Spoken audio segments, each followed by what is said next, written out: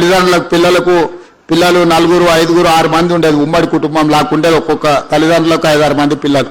ఇప్పుడు మీకు తెలుసు ఒకరు లేక ఇద్దరికి వచ్చేసినాం. ఆ ఒకరో ఇద్దరో పిల్లలు తప్పుదోవ పడితే ఆ తల్లిదండ్రుల శోకము మనం అర్థం చేసుకోవాల్సిన విషయం.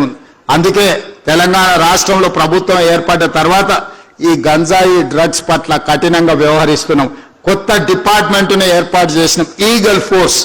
ఆకాశంలో గద్ద ఎట్లయితే కోడి పిల్లను చూస్తుందో గంజాయి మొక్క మొలిసిన తెలంగాణలా చూస్తాము, వాళ్ళ సంగతి తేలుస్తామని చెప్పి ఈరోజు ఈగల్ ఫోర్స్ని తీసుకొచ్చినాం. ఇవన్నీ కూడా పిల్లల భవిష్యత్తు కోసమే. ఈరోజు ఇన్ని ఆలోచనలు చేస్తున్నది ఈ పిల్లల కోసమే.